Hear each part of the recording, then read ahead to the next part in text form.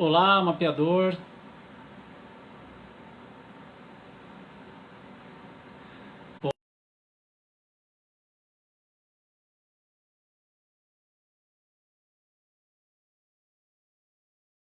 Olá, mapeador. Vamos ver aqui. Muito bem, agora eu estou vendo aqui na minha tela. Acho que está tudo sob controle. Olá, mapeador, seja bem-vindo a mais uma live do nosso grupo de pesquisa Mapas Conceituais e nessa oportunidade nós vamos abordar o planejamento das atividades de avaliação com mapas conceituais. Mas antes de começar a entrar no tema propriamente dito, eu gostaria de compartilhar com vocês algumas boas notícias que aconteceram da última semana para cá. Então, bom, primeiro eu gostaria de dizer, compartilhar com vocês alguns números do curso lá online do Coursera, curso que a gente mantém para treinar pessoas que se interessam pelos mapas conceituais e que gostariam de entender melhor como que é possível criar bons mapas conceituais. Então, é um curso com foco no treinamento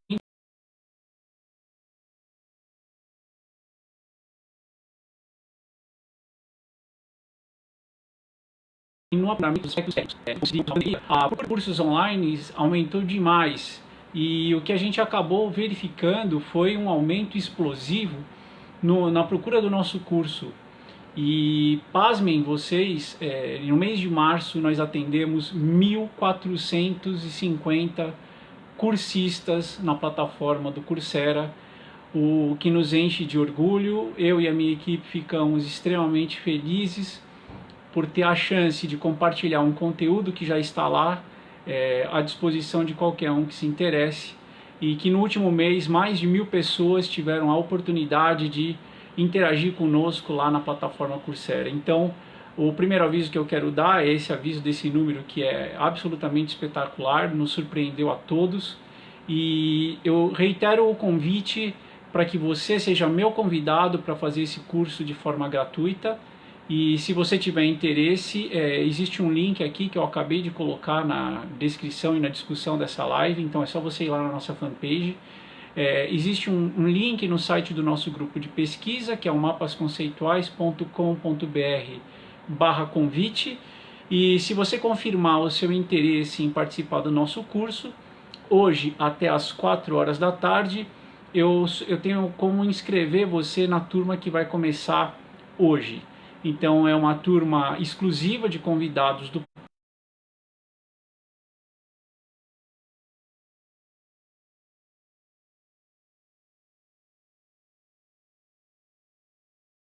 curso, e claro que em caso de certificado pela Coursera, ele só se aplica no caso dos cursistas que são aprovados pelo nosso curso. Então, se você tiver interesse, você tem até as 4 horas para confirmar o seu interesse no site do nosso grupo de pesquisa. Outros avisos que a gente quer passar aqui antes de começar a discutir o tema da live é pedir para você curtir, seguir e curtir o nosso canal no YouTube. A gente tem agora atualizado constantemente o conteúdo por lá. Então todas as lives, por exemplo, que nós gravamos, os arquivos de vídeo são disponibilizados também no nosso canal do YouTube, e outros conteúdos também acabam ficando armazenados lá no YouTube. A gente também tem uma conta no Instagram, estava meio inativa, mas a gente vai começar agora a ativar mais esse canal de comunicação, sobretudo para fazer lives com os cursistas do Coursera. Então é muito importante você que está cursando, né, o curso lá no Coursera neste momento,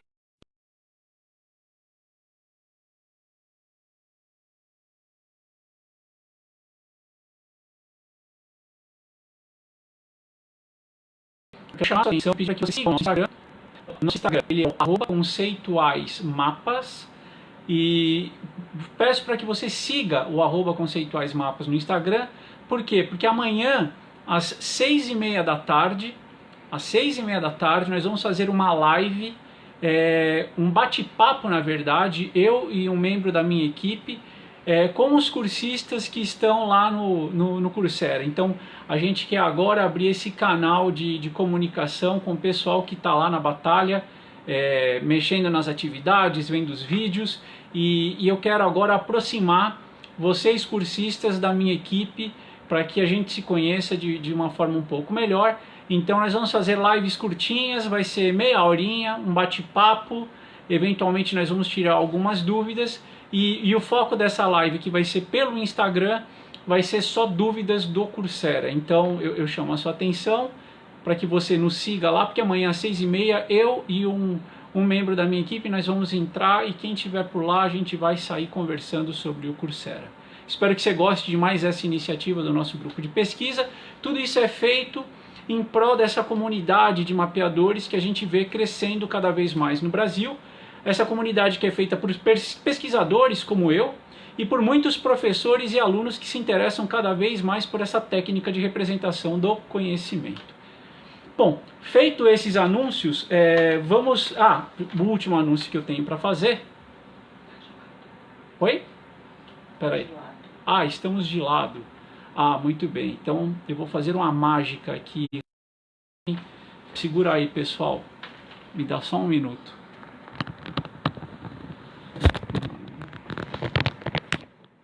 Vamos acertar isso em tempo real, hein? Opa!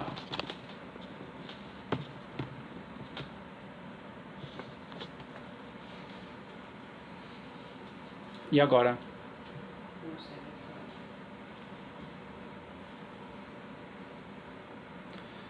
Deixa eu ver se agora eu não apareço. Eu estava causando torcicolo na minha audiência, eu nem sabia disso, né? Muito bem, o Vi tá com a tela invertida. Gente, desculpa. Qualquer coisa, se você tiver que fazer uma massagem aí, manda a conta pra gente, a gente paga, tá? A massagem que estava causando torcicolo. Porque assim, a gente recebe muitas dicas. Uma delas foi, grava com a tela deitada. E aí eu anotei essa dica, falei, vou gravar com a tela deitada. Aí eu não sabia que gravar com a tela deitada ia gerar este efeito indesejável. E estava todo mundo bem deitado, pronto. Então agora estamos todos alinhados, a mágica funcionou, ótimo, pessoal. Muito bem, então assim, bom, eu não vou repetir os avisos que eu já dei, os avisos vão ficar todos com a tela invertida. Isso faz parte desse processo de aprendizado, mas eu estava falando aqui que todas essas iniciativas que a gente tem feito recentemente, até por conta dessa circunstância que todos nós estamos vivendo, por conta de uma quantidade crescente de mapeadores que nós vemos interessados em usar os mapas, sejam para fazer pesquisa, seja para trabalhar com os mapas nas aulas, para aprender. Então veja, tem professores, alunos, pesquisadores, e eu acho que é muito bacana que o nosso grupo de pesquisa ele sirva, né, como um ponto de encontro para todas essas pessoas, uma vez que a gente no nosso grupo já pensa em mapas há um bocado de tempo. Então é para isso que a gente está aqui. E sem mais enrolação, eu quero retomar, antes da gente entrar nesse planejamento da atividade de avaliação, são alguns detalhes que são importantes para a gente pensar no planejamento de uma atividade de avaliação usando os mapas conceituais. Então, o primeiro aspecto que a gente tem que pensar é o que eu vou avaliar, né? Então, na live da semana passada, a gente fez uma discussão super bacana se a avaliação é do mapa ou se a avaliação é com o mapa. Então, assim, uma coisa é você fazer a avaliação do mapa. Então, o objeto que está em análise é o mapa conceitual em si. Eu quero saber, por exemplo, se esse mapa é bom, se esse mapa ele guarda alguma relação com a estrutura de conhecimento do mapeador, se ele é fidedigno, ou se esse mapa conceitual, por exemplo, ele é muito pobre, eventualmente porque o sujeito, apesar de dominar o tema, ele não sabe fazer mapas, ele não domina a técnica, né? A gente já discutiu semana passada que nós não nascemos sabendo fazer mapas conceituais, então nós vamos aprender isso. Agora, rapidamente nós pulamos dessa discussão do aprender, do avaliar, a avaliação do mapa, que é toda essa discussão, para a avaliação com o mapa. Então veja bem, a avaliação com o mapa sugere uma mudança naquilo que eu vou avaliar. Eu vou avaliar o que com o mapa? Então, em muitos casos, para quem é professor ou para quem está nesse processo de ensino, a gente vai avaliar a aprendizagem de alguém. Nós vamos avaliar o quanto alguém sabe do assunto. Então, isso se aplica em contextos de ensino-aprendizagem da educação formal, mas também se aplica a grupos de pesquisa, em ambientes corporativos. Então, em qualquer lugar que eu precise fazer uma verificação de quantos meus interlocutores sabem de um determinado assunto, eu posso utilizar um mapa conceitual como um meio de permitir que essas pessoas representem os seus conhecimentos e a partir daí eu consigo verificar em que ponto estamos para fazer os ajustes necessários. Por exemplo, eu posso promover as aprendizagens seguintes que são necessárias para que todos tenhamos o mesmo entendimento do tema, né? Então, assim, é muito legal a gente fazer esta distinção. Então, a partir de agora, se eu vou planejar uma atividade de avaliação com mapas, eu preciso ter em mente que eu vou avaliar a aprendizagem. Então, a partir disso, eu tenho que pensar em alguns requisitos. Ou seja, eu não posso fazer a avaliação da aprendizagem sem considerar, por exemplo, o que exatamente eu espero desta avaliação, né? Quais são os objetivos? Então, eu faço um período de estudo, eu planejo um período de estudo. Os meus alunos, eles começam com um certo conhecimento prévio, e esse conhecimento ele é chamado de prévio porque é o que eles sabem antes do período de estudo iniciar. Aí eles se envolvem no período de estudo comigo, eu faço as mediações devidas, eles trabalham sozinho, em grupo, fazem atividades, vêm aulas expositivas, e aí no final eu vou fazer uma avaliação para verificar se eles atingiram determinados níveis de entendimento sobre o conteúdo que eu trabalhei. Então verifica que o primeiro aspecto que nós precisamos destacar aqui é o seguinte: é necessário o estabelecimento de alguma referência clara. Ou seja, eu tenho que ter, como professor, uma expectativa. Como especialista, eu quero que os alunos que estão interagindo comigo compreendam determinados aspectos do conteúdo. Então, para isso é que eu trabalhei nas aulas 1, 2, 3 e 4, com determinadas atividades, exercícios, para desenvolver esse entendimento. Então, o primeiro aspecto desse planejamento da avaliação é estabelecer com clareza os objetivos de avaliação, de aprendizagem que você quer verificar. Então, se você tiver isso, bom, muito bem. A gente já tem um elemento que é fundamental, porque sem isso você vai verificar o seguinte: é muito difícil avaliar os mapas conceituais dos alunos. Por quê? Porque quando você pede para um aluno fazer um mapa conceitual, isso é muito diferente de você pedir para ele resolver um exercício de múltipla escolha. Ou mesmo um exercício dissertativo típico da área de exatas, onde a resposta numérica certa é uma só, né? Ainda que existam várias maneiras de você resolver o exercício numérico, a resposta certa é uma só, né? Então, por exemplo, a temperatura tem que dar 85 graus. Tudo bem, tem várias maneiras de chegar nesse resultado, mas a resposta certa ela é estabelecida e única. Então veja, de novo, o que eu estou querendo desenvolver aqui? Essa necessidade de se ter uma referência. Então, se eu sei que a resposta certa é 85, ótimo, eu vou pegar as resoluções dos meus alunos e eu vou começar a fazer um julgamento de valor. Quer dizer, quem chegou na resposta certa, quem não chegou por que motivo, quer dizer, houve um erro de cálculo, houve um erro de raciocínio, e a partir daí eu começo a arbitrar valores que vão refletir na minha correção o quanto eles se aproximaram daquele ideal que eu estabeleci como referência nesse processo de ensino. Então, eu queria que eles tivessem entendido tudo isso. Quem entendeu tudo isso levou a pontuação inteira da questão. Agora, imagina por um momento que ele vai fazer um mapa conceitual. Se você ainda tem dificuldade de entender o que é isso, pense o seguinte: ele vai fazer uma dissertação. Então, ele vai dissertar sobre o tema. Então, o que acontece nessa situação? As possibilidades de resolução, de você ter uma boa resposta dissertativa, são inúmeras. E elas são muito mais abrangentes. Por quê? Porque aí o caráter autoral aumenta demais. Quer dizer, o teu aluno ele pode ter um insight criativo e achar uma forma de se colocar perante o tema que você mesmo não havia previsto de partida. E é brilhante. Às vezes ele supera você, ele consegue ser mais brilhante do que o professor. Ele teve um insight ali que ele ligou o que você disse com o conteúdo da outra disciplina que você nem sabia que estava sendo trabalhado. Então, quando a gente pede para um aluno, faça um mapa conceitual sobre o tema que eu trabalhei, o problema que a gente acaba caindo é que você recebe um conteúdo que é riquíssimo. O aluno vai fazer efetivamente, né, vamos imaginar que os alunos vão trabalhar em prol dessa atividade. Eles vão fazer um mapa riquíssimo sobre isso. Agora, como é que você corrige isso? Perceba que agora não há uma resposta única, não há como você rapidamente processar esses mapas. Então, a necessidade de você ter uma referência, ela ataca exatamente este problema, porque agora as possibilidades são várias. Cada aluno vai ter uma forma de encarar isso, e cada aluno vai ter, por exemplo, uma lacuna conceitual. Então, assim, você vai ter boas respostas, mas você vai ter respostas que são boas, mas incompletas, e elas vão ser incompletas em diferentes pontos, porque cada um vai ter uma lacuna diferente, e toda essa idiosincrasia vai aparecer. Por quê? Porque eles estão revelando, cada um deles, a sua estrutura conceitual. E claro que as estruturas conceituais dos nossos alunos não são rigorosamente as mesmas. Então, os mapas que eles estão produzindo não serão rigorosamente os mesmos. Então, o que acontece aqui? Primeira coisa que nós precisamos ter noção.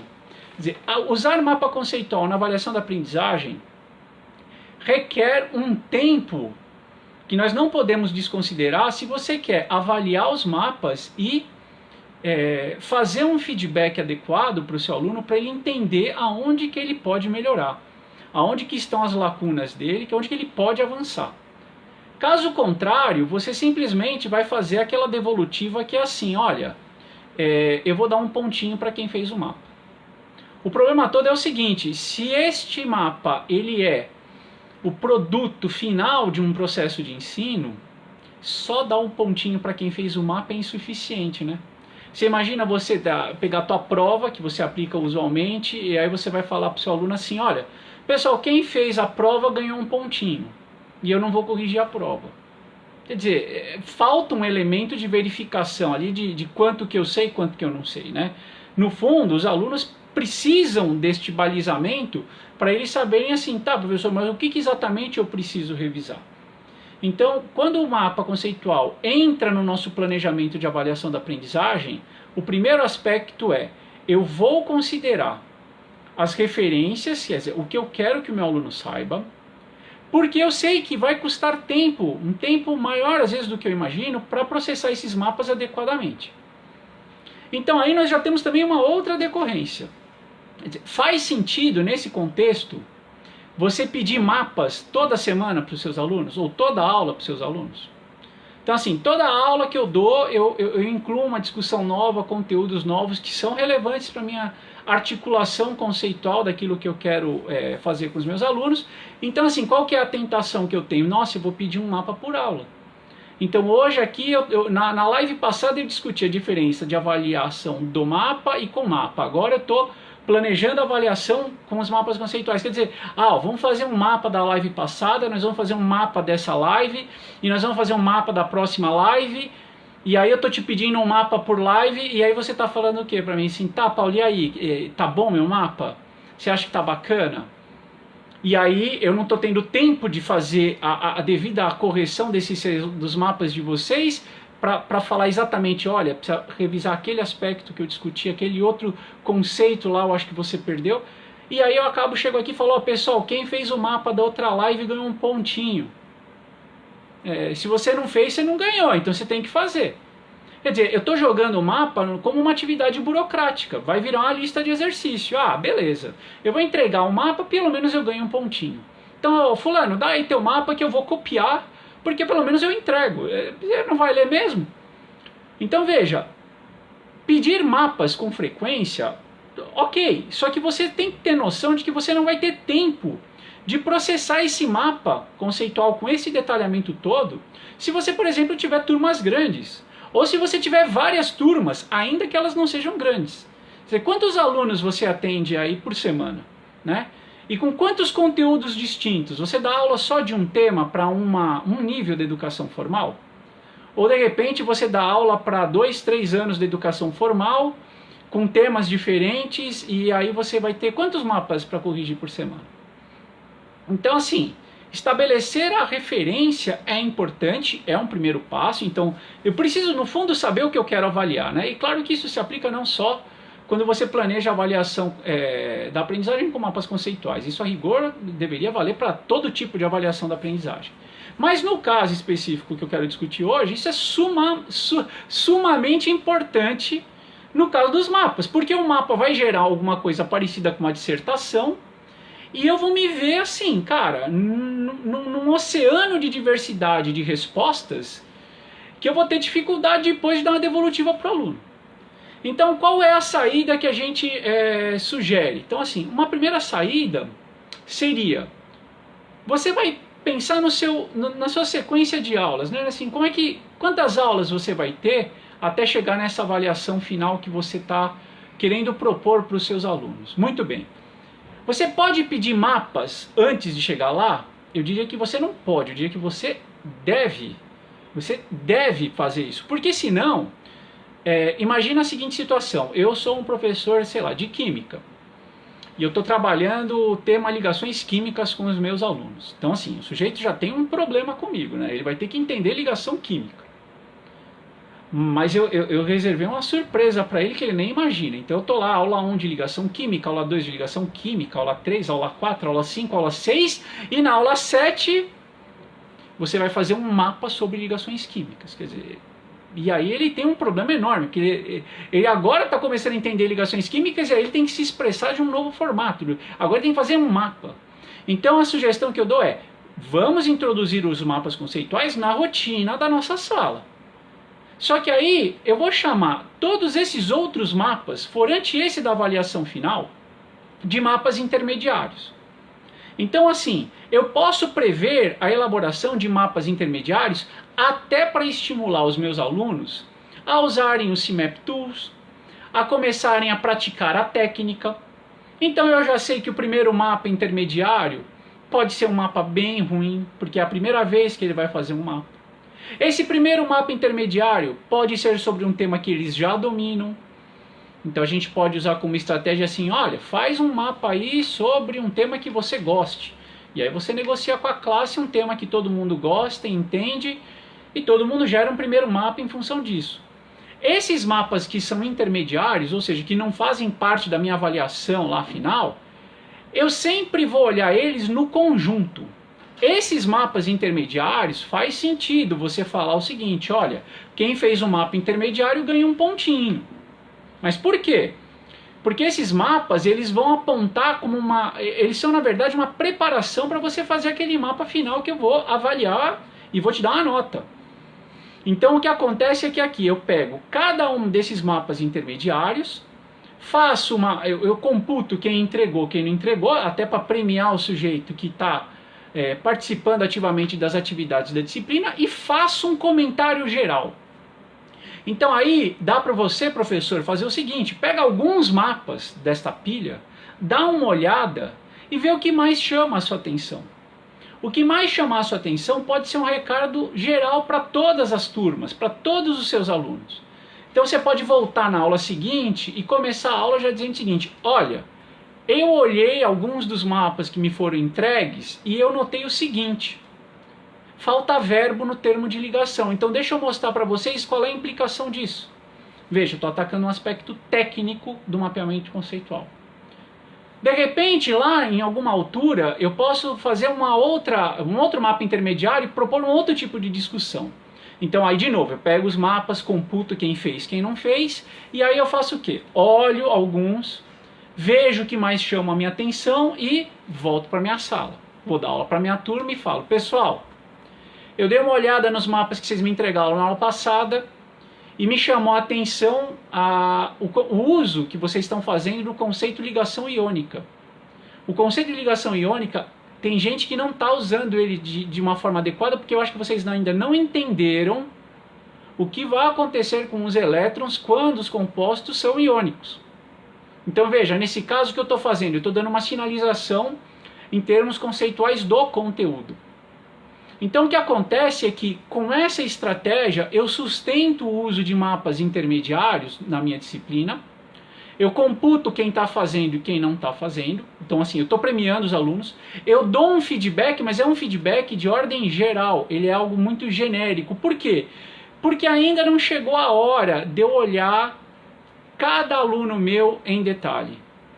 Então aqui nós temos o segundo segredo do planejamento das atividades de avaliação com mapas conceituais. O primeiro é ter uma referência clara das suas expectativas, e o segundo é planejar a inserção das atividades com mapas conceituais ao longo do seu plano de ensino, ao longo das suas aulas, mas fazendo uma distinção muito clara. Quais são os momentos em que o meu feedback ele vai ser muito simples, ele vai ser geral, genérico para a turma toda, e eu vou computar quem fez e quem não fez.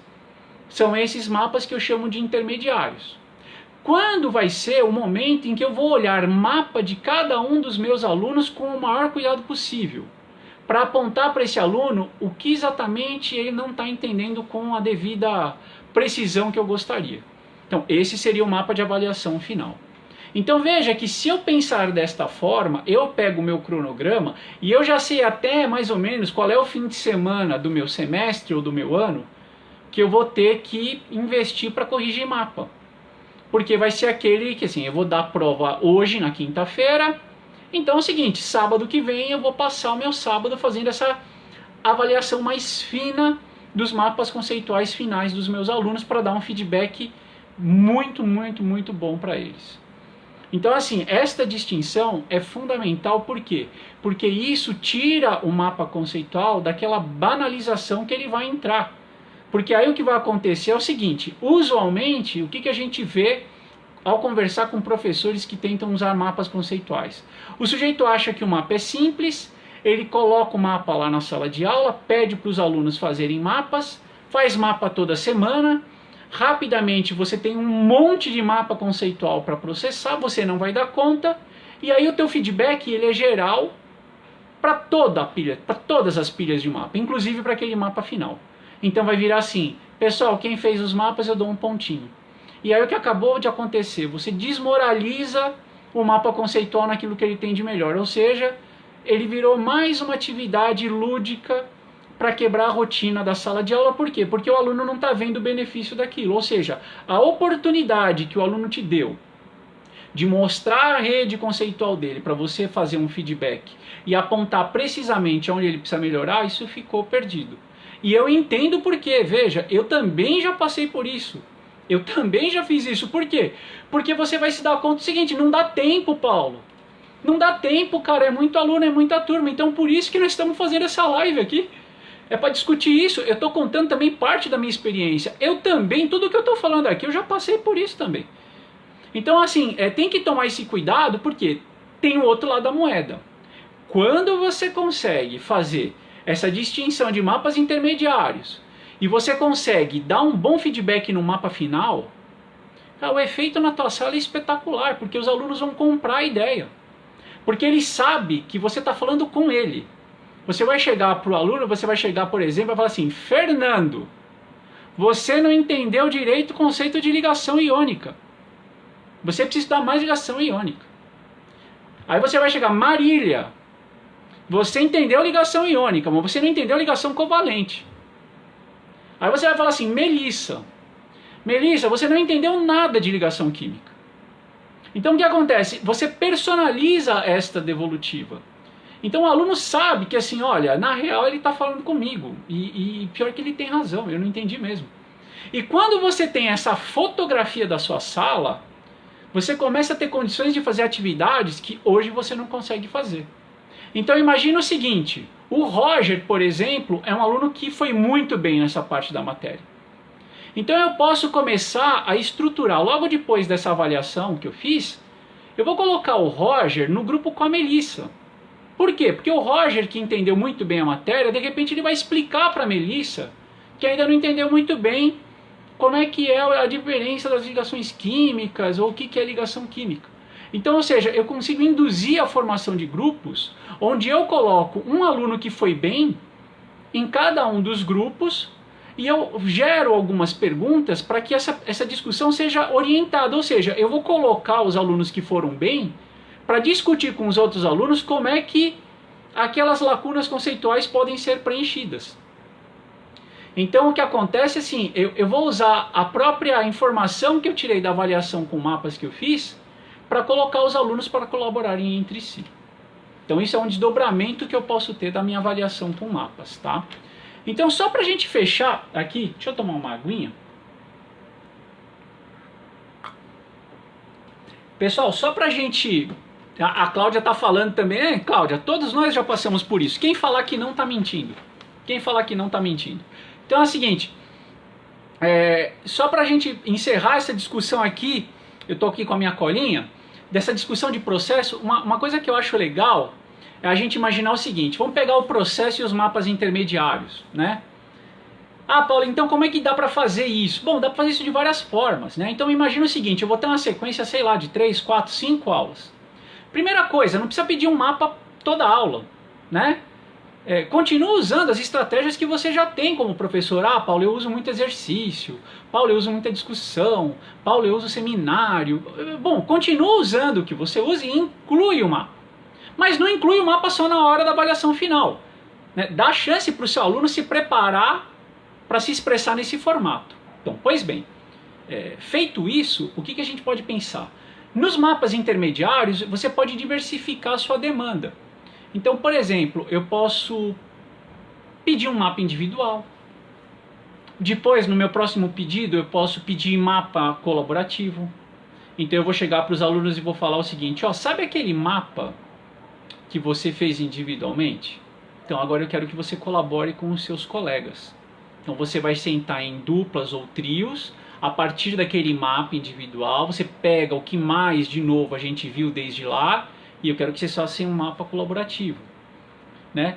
Dá para também incluir uma outra atividade que seria o seguinte, eu posso pedir para um aluno rever e comentar o mapa do outro. Então, peraí, eu não preciso só pedir para o aluno fazer mapa, fazer mapa, fazer mapa. Não, eu posso pedir, por exemplo, para o aluno fazer o seguinte, ó, pessoal, nessa aula aqui, lembra que vocês fizeram um mapa na aula passada? Eu pedi para vocês trazerem um mapa, por quê? Porque agora eu quero que seu colega avalie o seu mapa. Eu quero que seu colega comente o seu mapa e você vai comentar o mapa de um colega. E a partir daí o professor pode orientar como essa avaliação vai ser feita. Eu posso chamar a atenção para conceitos relevantes que precisam estar presentes, por exemplo, né? E como é que esses conceitos precisam estar articulados entre si, né? O que, por exemplo, não pode faltar no mapa. Então, imaginando uma discussão dessa, eu poderia propor o seguinte, fulano, imagina que no mapa do teu colega ele não colocou ligação iônica. Dá pra gente ficar num mapa desse sem ligação iônica? Não, não dá. Então põe aí um comentário, que ligação iônica ele precisa adicionar. Quer dizer, então assim, dá para trabalhar. Então um aluno, ele vai rever o mapa de um colega e ele vai acabar revendo os conteúdos porque ele vai ter que apontar formas de melhoria do mapa de um colega. Então o que acaba acontecendo? Eu tenho formas de usar o mapa nessas etapas intermediárias que também não é só pedir para o aluno fazer mapa. Eu posso pedir para eles reverem mapas de uns dos outros, mas tem que sempre tomar um cuidado com o seguinte aspecto. Se você simplesmente chegar na sala e falar assim, rever o mapa do seu colega e ajuda ele a melhorar, isso é muito vago, porque o aluno não domina o tema.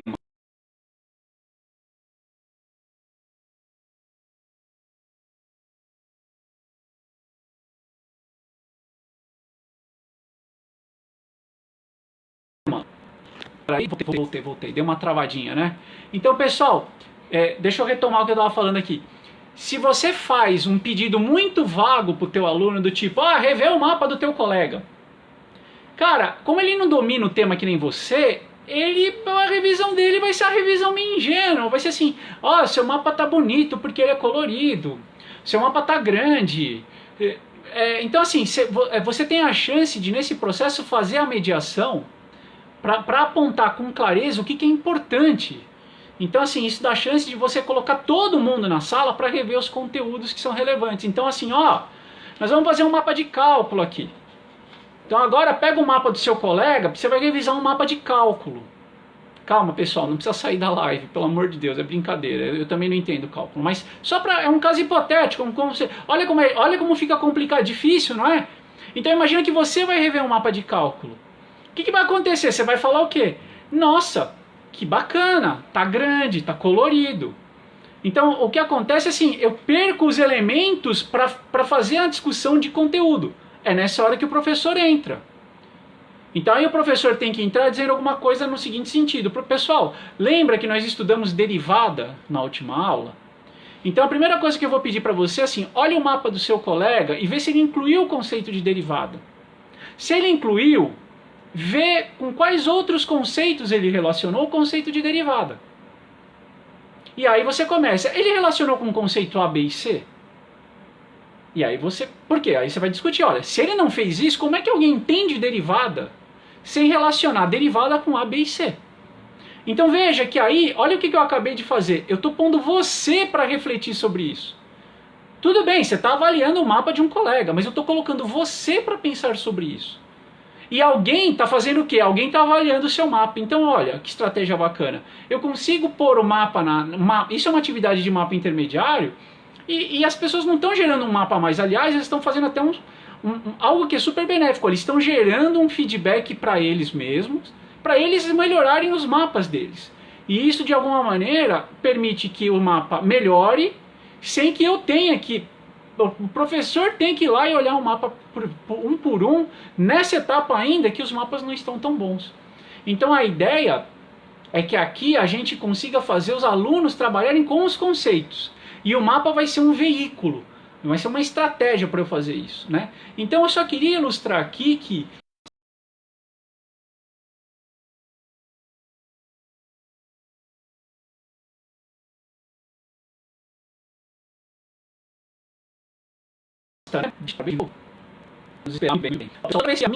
eu vou sempre esperar pacientemente. Por exemplo, eu aproveitei para tomar uma água nesse meio tempo, porque é muita emoção, inclusive para minha internet, ter tanta gente aqui assistindo uma live sobre avaliação com mapas. Então vamos em frente, se travar aqui eu espero, a hora que voltar eu continuo.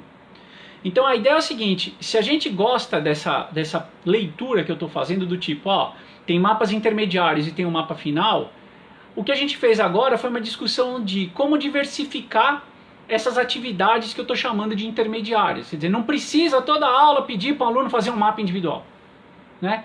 Por exemplo, não esquece que ele já fez um mapa. Pede para ele melhorar o mapa que ele já fez. Porque toda hora você pede, pega uma folha em branco e faz um mapa. Pega uma folha em branco e faz um mapa. Quer dizer, e por que ele não melhora aquele que ele já fez? E por que ele não conversa agora com um colega dele sobre o mapa que ele já fez? E por que agora você não faz esse processo onde um olha o mapa do outro? Quer dizer, dá para diversificar o tipo de atividade que você desenvolve enquanto os alunos estão fazendo os tais mapas intermediários. Quando chegar na prova, que é o mapa final, aí eu vou investir meu tempo para fazer uma avaliação fina desses mapas e dar um feedback.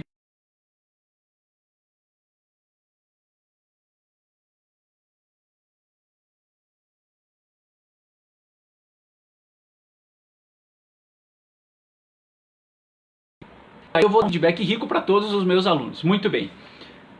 Pessoal, e tá, muito bem. É feito esse desenho assim, cara, que bacana, né? Olha, eu não tinha pensado nessas coisas até agora. Então, poxa, é legal porque assim, o aluno faz o mapa, ele mostra a estrutura de conhecimento que ele tem na cabeça dele, ele vai desenvolvendo isso no processo, o mapa vai para a minha sala, então não fica uma coisa artificial que eu só peço na prova. Quando eu chego no final do processo, isso já está mais amadurecido e eu consigo lá dar um feedback específico, detalhado para ele, e eu não vou me sobrecarregar ao longo de todo o andamento da minha disciplina. Ok. Só que veja, toda essa discussão ela é travada colocando o aluno na condição de mapeador, né? Então veja que interessante, né? E isso é um movimento que a literatura de mapas faz predominantemente, né? Então a pergunta é, quem é que faz o mapa na sala de aula? É o aluno. Quem faz mapa na sala de aula é o aluno. Sempre. Em certa altura do campeonato, o nosso grupo de pesquisa começou a pensar assim, por que as coisas são assim? Por que o aluno faz mapa na sala só? Por que o professor não faz mapa? O que é possível fazer com o mapa do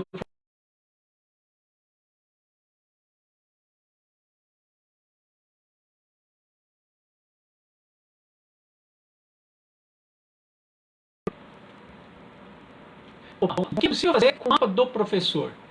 Então a gente começou a questionar por que só o aluno faz mapa na sala. Quer dizer, por que essa exclusividade em torno de um aluno mapeador único na sala de aula, sendo que o professor é o especialista no tema?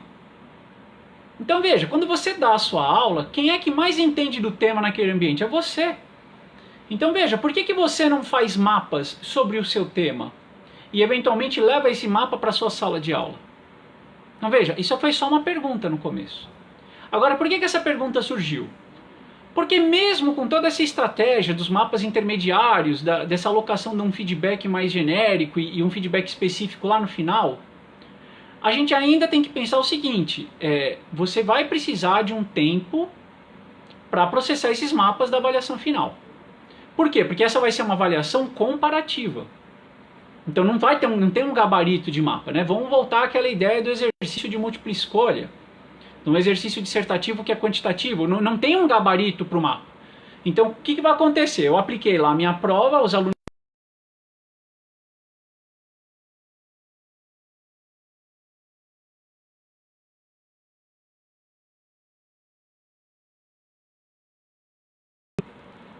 fizeram um mapa e agora eu preciso corrigir. Então, assim, como é que se dá este processo de correção? Você vai comparando os mapas dos alunos, né? A partir da perspectiva deles, eu não posso entrar com a minha de cara. Então eu vou fazendo uma avaliação e eu vou vendo assim, quais são os melhores e quais são os piores. Eu vou fazendo pilhas de mapas, dos melhores para os piores. E aí, a partir deste processo, eu vou deixar que as qualidades apareçam, né? Eu vou começar a me perguntar como professor, por que esses são melhores e esses são piores? E no final desse processo, eu tenho grupos de mapas, vamos dizer assim, categorias de mapas, e eu sei descrever cada uma delas. Eu sei dizer quais são as qualidades dos mapas melhores, quais são as qualidades dos mapas mais ou menos, e quais são as qualidades que os mapas ruins não têm, né? Então veja, tudo isso é rico demais. Cara, é espetacular. Se você já fez isso alguma vez, é riquíssimo, só que toma muito tempo, né? Então veja, por tomar muito tempo, o que o nosso grupo de pesquisa pensou assim, cara, e por que o professor não faz mapa? Né? Por que o professor não leva o mapa dele para a sala e começa a desenvolver algum tipo de atividade com este aluno?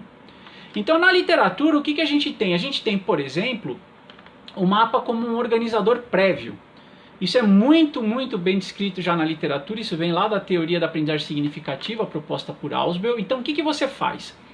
Eu faço quase que um plano de voo do meu tema ou da minha disciplina. Eu não vou ficar detalhando tudo, né? Mas eu faço um grande plano de voo, eu dou uma visão geral, bem panorâmica, talvez destacando aqueles conceitos que são mais importantes para que um aluno entenda tudo aquilo que eu vou cobrir no semestre, no bimestre ou no ano. Então essa é uma estratégia que já permite o uso do mapa do professor, porque quem vai fazer esse mapa é o professor. Só que aí, veja, o professor leva um material de estudo para o aluno. Então eu levo este mapa para o meu aluno, ele é um plano de voo, eu faço isso nas minhas disciplinas, e geralmente eu falo o seguinte para os meus alunos, eu falo, olha, ao longo do semestre, quando você se sentir meio perdido, dá uma olhada nesse mapa aqui, porque esse mapa aqui vai dizer exatamente onde a gente está. Porque é claro que esse mapa não tem tudo, ele só tem as diretrizes gerais, mas quando eu estiver lá no detalhamento da ligação iônica, não sei de que jeito, você vai ver que tem ligação química em alguma parte desse mapa. Então, ele serve quase como uma bússola. Porque, de novo, o aluno ele não entende do tema. Às vezes ele fica totalmente perdido. É que a gente, como especialista, pensa assim, como alguém não sabe o que é ligação iônica, né? Como alguém não sabe o que é ligação iônica e não sabe fazer mapa? Que absurdo é esse? E na verdade, isso acontece com a maioria das pessoas.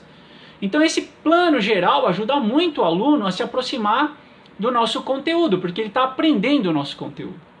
Só que a gente decidiu dar um passo a mais. Bom, o que dá para fazer com o mapa do professor, além de fazer um material de estudo? Então eu vou mencionar aqui duas sugestões de coisas que dá para fazer com o material do professor. Faz um mapa lá, o professor prepara um mapa. Por exemplo, ele vai dar uma aula sobre ligação iônica, ou sobre cálculo, ou sobre um tema aí que você é especialista. Então, primeira providência, eu vou fazer o meu mapa. É um mapa de especialista ainda aqui. O que eu sei sobre esse tema. E a partir dele eu vou começar a pensar, então, o que vai entrar na minha aula desse tema. Então eu vou fazer o que a gente chama de transposição didática. Então, nem tudo que eu sei vai entrar na minha aula. Porque eu preciso fazer uma adaptação para os iniciantes conseguirem alcançar gradativamente todo esse conhecimento que eu tenho. Legal. Imagine que eu tenho esse mapa prontinho. Prontinho, está prontinho, lindo. Vou pôr num quadro aqui na minha sala. Por que agora, ao invés de você mostrar ele para o seu aluno inteiro, veja que esse não é um mapa do plano de voo, hein? Esse já é um mapa, por exemplo, de uma ou duas aulas, de uma semana de aulas, tá? Ele já é um mapa mas específico do seu conteúdo. Mas imagine então que ele é um mapa específico do seu conteúdo. Por que em vez de você mostrar ele inteiro para o teu aluno, você agora não pega ele, apaga parte desses mapas, apaga parte dos conceitos, e você leva este mapa que você só começou para a tua sala de aula.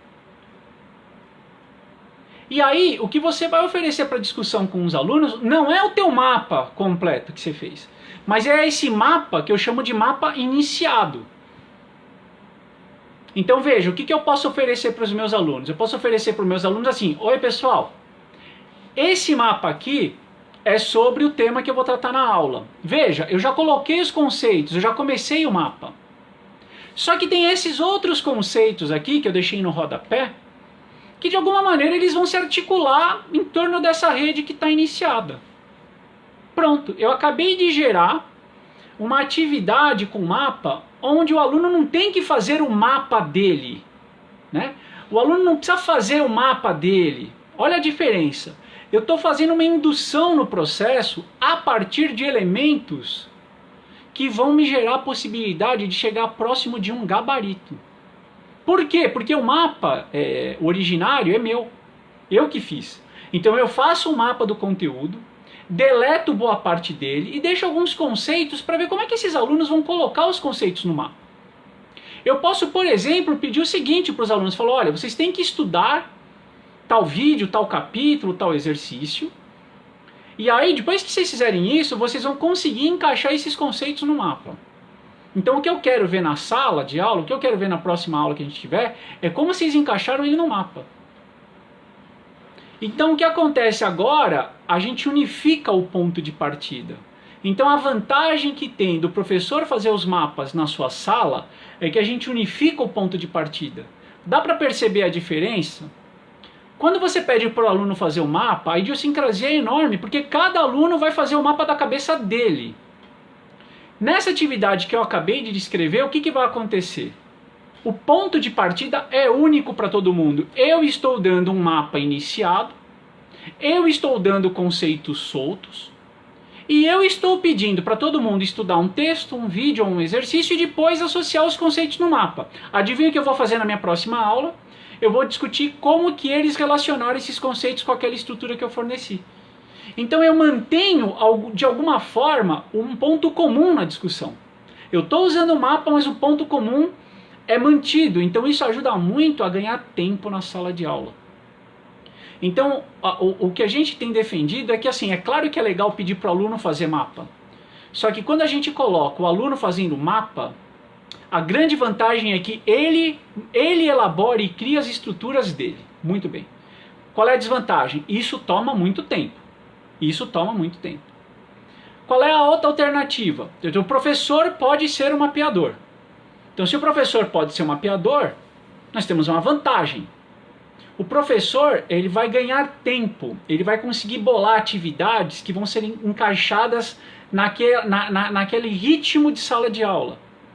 Eu consigo criar uma atividade baseada em mapa que eu aplico em 20 minutos, em 30 minutos, que eu aplico como uma tarefa de casa e recupero na aula seguinte. Então veja, isso entra no meu fluxo de sala de aula, não é aquela coisa, aluno, faz um mapa onde eu te dou um feedback. Então o professor fazer seus mapas ajuda muito, por quê? Porque a gente põe ele efetivamente na rotina da sala. E como o tema hoje é a avaliação da aprendizagem, este exemplo que eu dei aqui do professor fazendo um mapa, faz um mapão, deleta uma parte, leva um mapa incompleto e pede para os alunos fazerem as relações conceituais, isso aqui ainda, claro, pode dar uma ideia de avaliação da aprendizagem, mas talvez não seja a melhor solução. Porque de alguma maneira eu ainda vou ter que pegar os mapas que esses alunos completaram e vou ter que fazer um processo de correção que ainda vai me custar algum tempo. Eu já tenho uma ideia melhor das referências, porque eu tenho o meu, vamos dizer assim, gabarito com todas as aspas possíveis, mas eu consigo já agilizar o processo. Eu espero que você já esteja percebendo que, assim, isso vai ser muito mais rápido que pedir que cada aluno faça seu próprio mapa. Mas o nosso grupo desenvolveu algo que é uma saída que talvez acelere ainda mais esse processo. Então é como se eu tivesse aqui oferecendo para você, né, um portfólio de opções didático-metodológicas. Então, assim, não tem o que é melhor ou o que é pior. O que é legal é você, professor, ser alguém com um arsenal metodológico cada vez maior. E aí, dependendo das suas necessidades, você vai escolher uma ou outra alternativa, né? Então, o importante é assim, primeiro eu vou ter que ter as alternativas. E depois eu vejo o que mais me agrada, o que mais faz sentido para mim, para as minhas turmas. Mas a proposta que o nosso grupo desenvolveu, ela se chama mapa com erro. Então, de novo, como é que começa a ideia do mapa com erro? Você, professor especialista, vai fazer um mapa conceitual sobre o tema que você quer avaliar. Então você cria o seu mapa de especialista, depois você faz os devidos ajustes para que isso seja um mapa daquele conteúdo que você vai levar para a sala, né? Então é a tal da transposição didática. Aí você olha esse mapa agora, então ao invés de você deletar partes deste mapa e gerar um mapa incompleto, o que você vai fazer? Olha para esse mapa agora e pensa um pouquinho aonde estão os conceitos mais sofisticados. Aonde estão os conceitos que os alunos têm que entender, porque sem eles, eles não vão compreender todo o tema que você quer discutir. A hora que você identificar esses conceitos, você pode alterar o conteúdo das proposições para torná-las incorretas. Então, qual que é a ideia dessa estratégia? A ideia dessa estratégia é, eu que sou especialista, eu vou gerar um mapa conceitual, vou identificar onde estão os conceitos mais sofisticados e lá onde eles estiverem eu vou incluir erros intencionalmente. Porque qual é o pressuposto? O pressuposto é o seguinte, se alguém entende desse tema, o sujeito vai ler o mapa e vai perceber o seguinte, Paulo, isso aqui está errado, isso aqui não é assim. Se alguém não entende o tema, o que o cara vai pensar? Nossa, que mapa bacana. Pronto. Se você entendeu essa ideia, você conseguiu gerar o quê? Uma atividade baseada em mapa conceitual, nesse caso, feito pelo professor, só que essa atividade tem um gabarito. Essa atividade ela é passível de ter um gabarito. Por quê? Porque eu estou pondo os erros no mapa. E eu posso pôr um erro crasso, sabe aquele erro que grita, uma coisa assim absurda, bizarra da tua área. E eu posso pôr um erro de uma forma muito sutil, que é aquela confusão que só os alunos que estão entendendo muito bem não vão fazer. Eu monto este mapa com erros e aí eu levo esse mapa para a sala. E peço para os alunos, falo, alunos, esse mapa conceitual eu fiz e ele tem erros.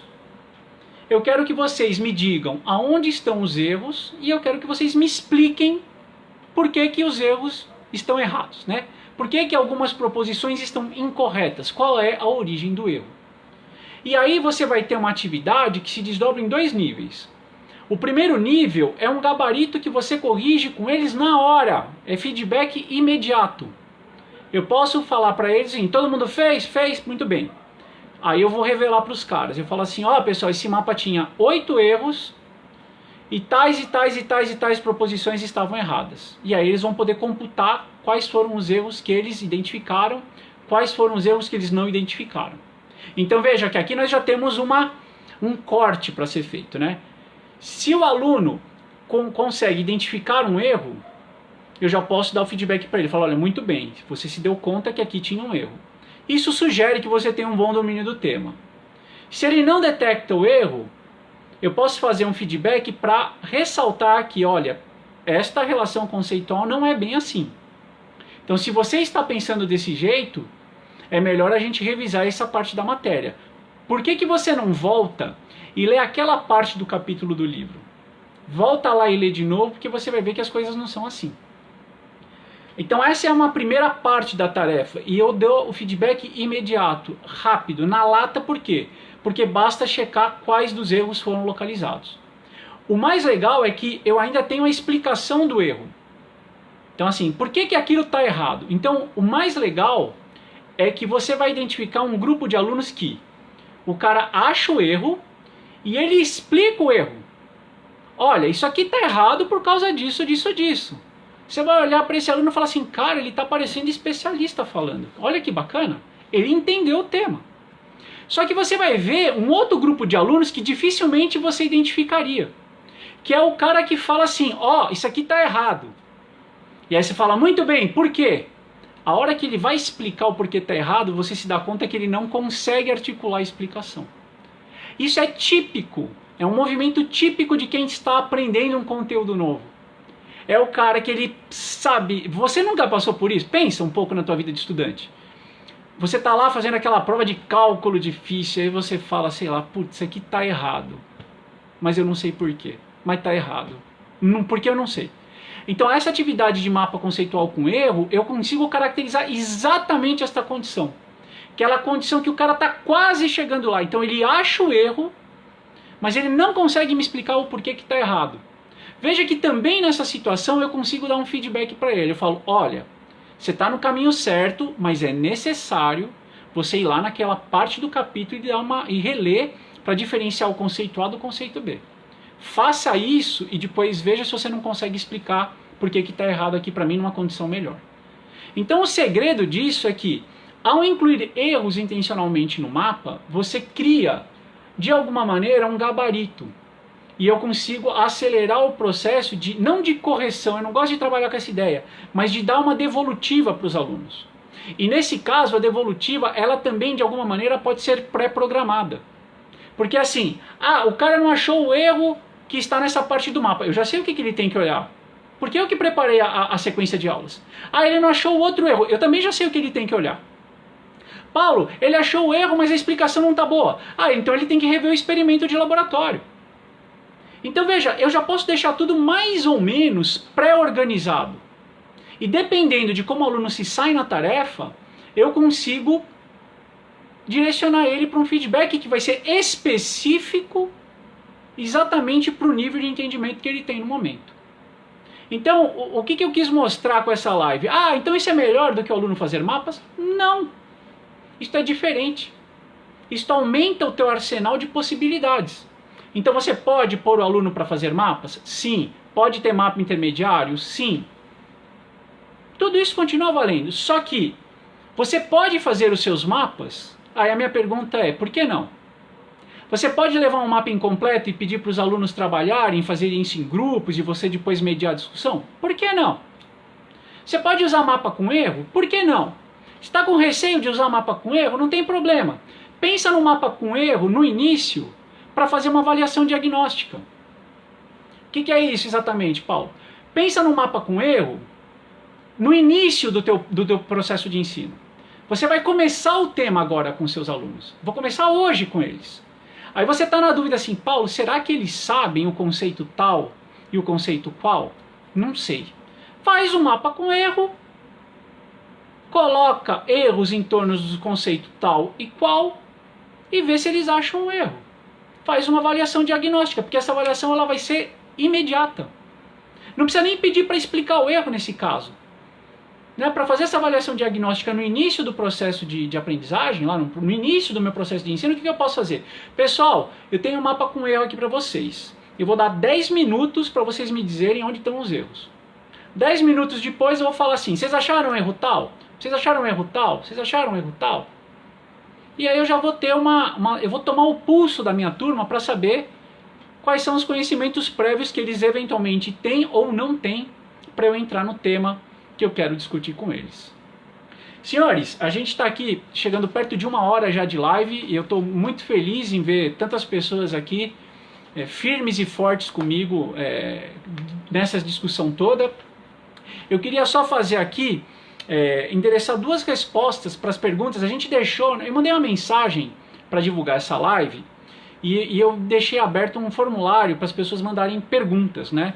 Então eu queria responder a pergunta da Márcia da Costa, como adicionar equações matemáticas nos mapas, e eu vou publicar na minha fanpage, até o final dessa semana, um mapa de exemplo do Luan, que também trabalha com educação matemática, e ele coloca equações no mapa. Quando eu vi, eu até pedi já autorização dele para usar como exemplo, e eu vou te mostrar concretamente como é que você pode fazer isso. É uma solução super legal, dá para fazer, fica super bacana.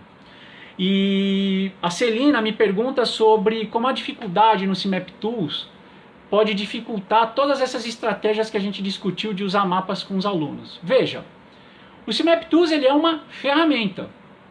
Então assim, eu posso fazer tudo isso que eu acabei de discutir com vocês usando mapas manuscritos. Tem gente que faz mapa no PowerPoint. Não muda nada. O CMap Tools ele é só uma ferramenta que talvez facilita a elaboração de mapas. Eu acho que facilita. Tá? Só que aí você tem que pagar um preço para isso, você precisa aprender a usar o programa. Então veja, saber ou não usar o CMap Tools é uma discussão que é diferente de você ter entendido toda a lógica pedagógica que a gente travou nessa discussão sobre como é que eu uso o mapa para avaliar a aprendizagem. Porque eu posso fazer isso de forma manuscrita. Né? Tem uma maneira muito legal de você trabalhar em sala de aula, sobretudo no começo, que é pegar uma folha de papel A3, post-it, e pedir para os alunos fazerem os mapinhas iniciais dele quando o post-it na folha A3. Mexer no mapa, manusear o mapa. Né? Então tudo isso é super legal.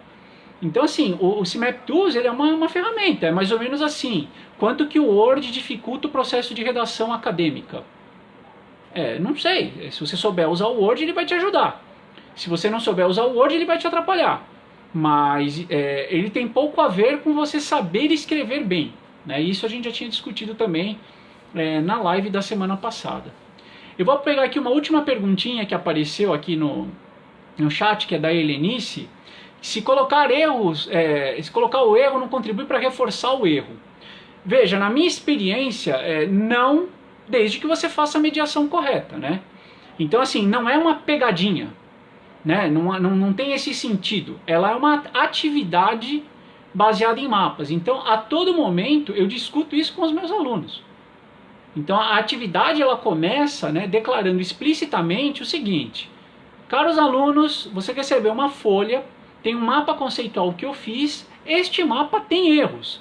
Eu coloquei esses erros intencionalmente, porque eu quero ver se vocês são capazes de achar os erros. E aí eu dou lá, vocês têm 10 minutos para me dizer onde estão os erros. E geralmente, nas primeiras vezes, o que eu faço? Depois que eu encerro essa atividade, eu faço exatamente a decodificação que eu fiz aqui com vocês. Eu discuto com os alunos o quê? Senhores, qual é a premissa? Se você entende o tema, você está sensível e você consegue detectar os erros. Se o tema é muito estranho a você está olhando para o mapa e está achando tudo uma grande beleza, porque é o mapa do professor.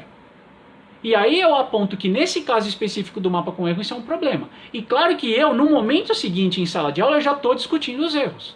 E eu já estou passando os feedbacks, né, específicos, as devolutivas específicas, para o sujeito que não achou o erro em torno da ligação iônica, ele precisa voltar para aquela lista de exercícios da ligação iônica. Não tem como continuar sem isso. Então, eu acho que o segredo aqui é você pensar no mapa com erro como uma forma de distribuir de uma forma ágil, rápida e precisa as devolutivas. Então, para mim, Helenice, quando eu penso no mapa com erro, o meu foco está menos no erro e no eventual reforço do erro, e muito mais na devolutiva precisa que eu sou capaz de entregar para o aluno quase que instantaneamente. Isso é muito raro, pelo menos quando eu uso outras estratégias em sala de aula. Então, o mapa com erro, ele permite isso. E para terminar, é claro, o mapa com erro ele é mais uma estratégia dentro de todas as outras. Então eu não preciso também agora só usar o mapa com erro. Eu acho que, por exemplo, o mapa com erro, ele pode ser muito conveniente na avaliação diagnóstica, então no começo do processo. E de repente o mapa incompleto, eu posso reservar o mapa incompleto para os alunos desenvolverem e eu posso reservar isso lá para avaliação final, quando eu vou ler o mapa deles. E claro, só para terminar mesmo, né? A minha avaliação final não precisa só ter mapa, né? Eu posso fazer uma avaliação final onde eu tenho exercícios, onde eu peço para ele avaliar um caso e eu peço para ele completar um mapa. Então eu tenho como triangular essas informações também, eu não fico refém só do mapa conceitual. Senhores, agora já são 3h05, então eu queria de novo agradecer a sua presença e já confirmar o seguinte: quinta-feira que vem, dia 9, às 2 horas, nós vamos ter mais uma live. O tema vai ser divulgado até hoje à tarde, então eu peço para que você acompanhe aqui na nossa fanpage as atualizações, porque até o fim da tarde a gente confirma o tema para vocês.